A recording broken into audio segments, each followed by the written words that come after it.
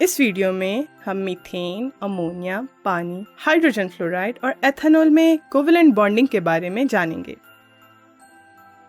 तो methane, ammonia, पानी और हाइड्रोजन फ्लोराइड क्या हैं और ये इतने खास क्यों हैं?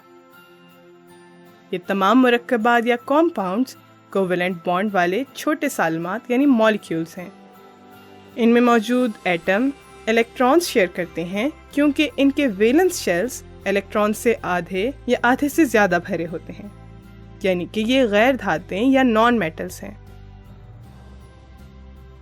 मीथेन ईंधन के तौर पर इस्तेमाल होती है, अमोनिया घरेलू सफाई की अशिया में इस्तेमाल होती है, पानी पीने के लिए इस्तेमाल होता है और ये ज़िंदगी की अहम ज़रूरत है, और हाइड्रोजन फ्लोराइड शीशे पे नक्शकारी करने और शीशे को काटने के लिए इस्तेमाल होता है। मीथेन, अमोनिया, पानी और हाइड्रोजन फ्लोराइड में बॉन्डिंग एक ख़ास तर्ज की होती है। मीथेन में कार्बन हाइड्रोजन के 4 एटम्स के साथ बंधा होता है। अमोनिया में हाइड्रोजन के 3 एटम्स नाइट्रोजन के साथ बॉन्ड बनाते हैं। और आप अंदाज़ा लगाएं कि पानी में ऑक्सीजन हाइड्रोजन के कितने एटम्स के साथ बॉन्ड बनाती है? 2 के साथ। और हाइड्रोजन फ्लोराइड में फ्लोरीन हाइड्रोजन के सिर्फ 1 एटम के साथ बॉन्ड बनाती है।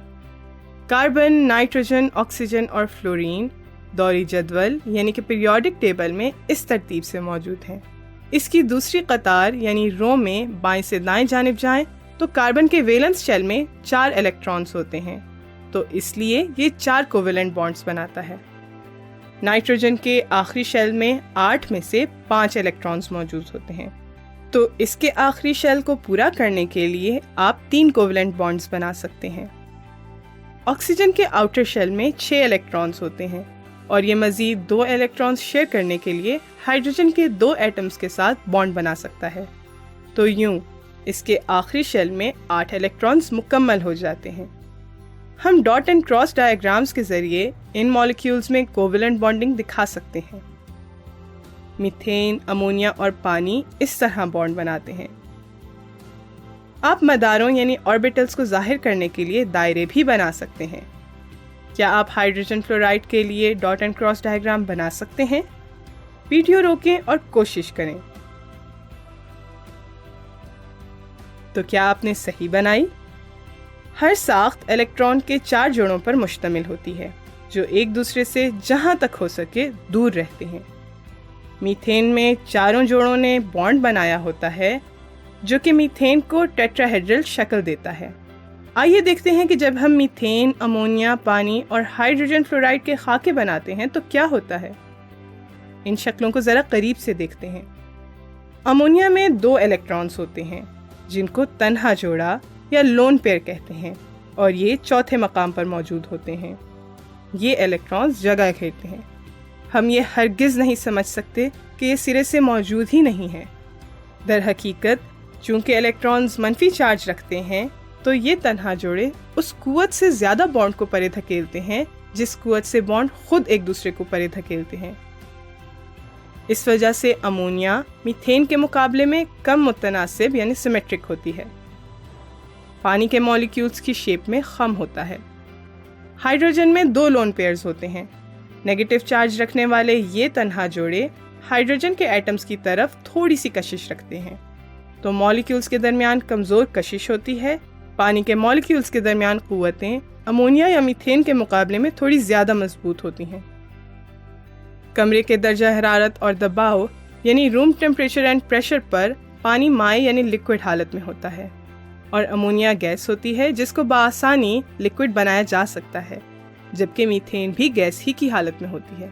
वैसे तो कोवेलेंट कॉम्पाउंड्स में बैनुस्सालमाती क़ुव्वतें यानी कि इंटरमोलेक्युलर फोर्सेस बहुत कमज़ोर होती हैं, लेकिन पानी में वो इतनी मजबूत ज़रूर होती हैं कि उसे माए हालत में रख सकें। पानी में मौजूद इन क़ुव्वतों पर गालिब आने के लिए इसे उबालने के लिए थोड़ी और तवानाई की ज़रूरत होती है। अगर पानी लिक्विड हालत में ना होता तो हमारी ज़िंदगी बहुत मुख्तलिफ होती।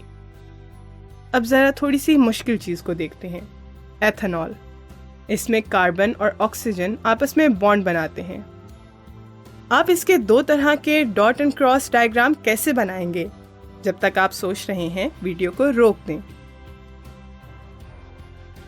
तो क्या आप जवाब के लिए तैयार हैं?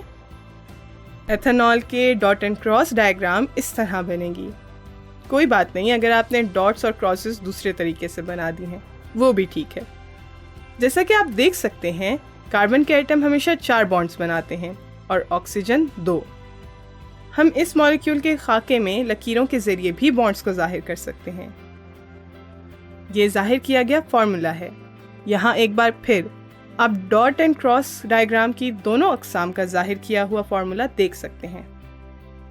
अब तक आपको कोवेलेंट बॉन्ड से वाक़फियत हो गई होगी और इन साख्तों से भी और उन तरीक़ों से भी जिनसे वो खुद को खला में तरतीब देते हैं।